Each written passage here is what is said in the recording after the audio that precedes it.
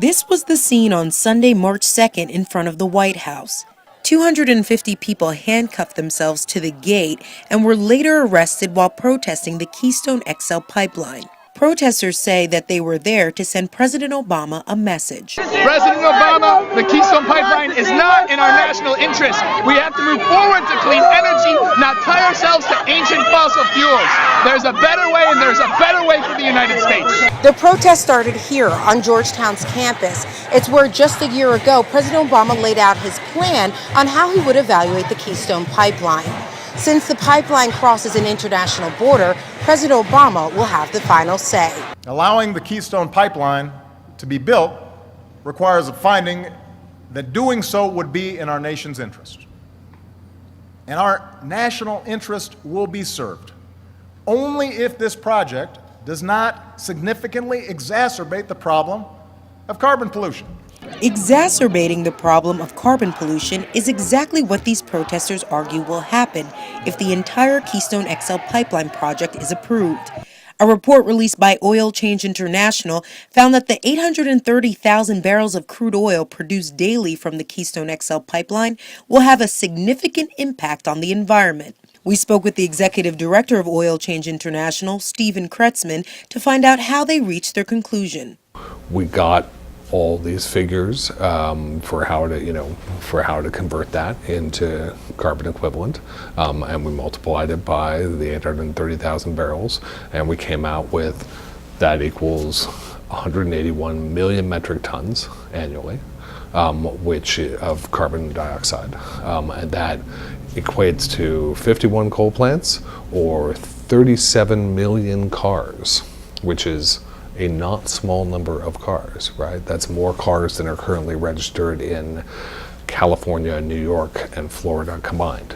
But according to the State Department's recently released environmental assessment of the pipeline, the construction of the pipeline would be the equivalent of anywhere between half a coal-fired power plant to half a dozen, a drastic difference from OSI's reported 51 coal plants. The State Department's analysis of the project is not without controversy, with critics questioning the report's credibility since it was conducted by Environmental Resource Management, a consultant recommended by the company behind the pipeline, TransCanada. The fact that they were called in and asked to provide the environmental impact assessment for the State Department suggests that the conflict of interest guidelines were not, they claim they were met, and that the State Department actually did carry out a review, but it's clear that there is evidence of that ERM is essentially beholden to Keystone XL, and so there's no question that the analysis is biased in favor of their client. On February 26, the State Department's Inspector General said that its own review found no conflict of interest. The Real News reached out to TransCanada to get their comment on the controversy over the State Department's assessment. They sent us this statement, quote, "This is the second time groups opposed to the project have gone to the well with conflict of interest allegations, and once again they have proven to be false. TransCanada remains focused on the national interest determination process for Keystone XL, and the facts about our project speak for themselves." But the facts are what Democratic Representative Raul Grijalva wants to be investigated. Last week, he asked the Government Accountability Office to investigate the State Department's environmental review process of Keystone XL. Other members of Congress are also making sure the review process of Keystone is as thorough as possible. Democratic Senators Barbara Boxer and Sheldon Whitehouse sent a letter to the State Department asking them to analyze the public health risks of the pipeline.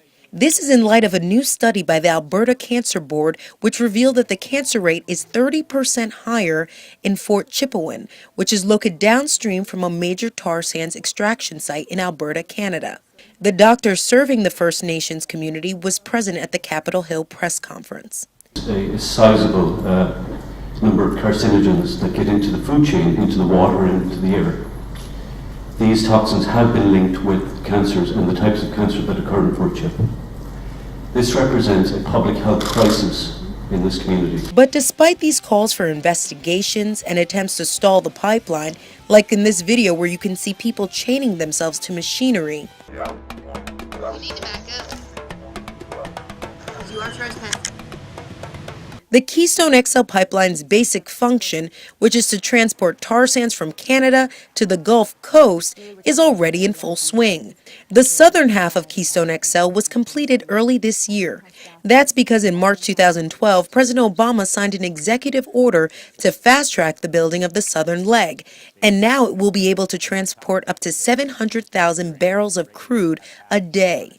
Right now it's open for business, and TransCanada is very excited about it. And unfortunately, I think the environmental community doesn't understand that one half of the pipeline already exists, and it's already very crucial, and it's going to have a huge climate change impact, ecological impact, etc.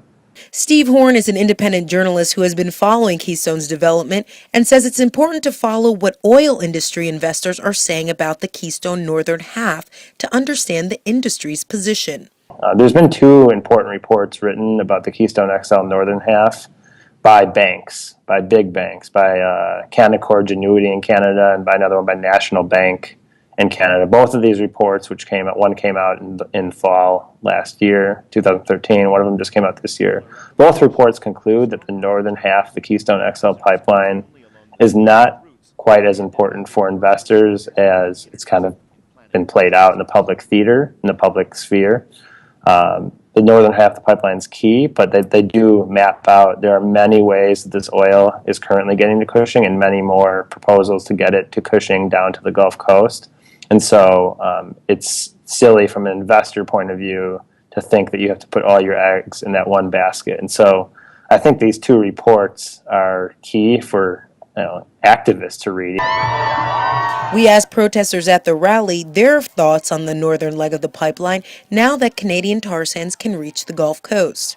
Do you think it is as critical, the northern leg? I think it's equally as critical. I don't think we can let the fact that half of it has already been built stop us or make us think for one moment that this fight is no longer worth it, because there are people on the ground who are willing and are going to stop this pipeline. Some critics of the Keystone XL protests argue that stopping the northern leg of the pipeline is a decoy, and the real issue should be to focus on the entire transport system of tar sands to the United States, whether that be by rail or through existing pipelines. But OSI Executive Director Steve Kretzman says that a large part of the battle is about slowing down the industry, so policymakers can get on board with fighting climate change, not just with their rhetoric, but with their policy.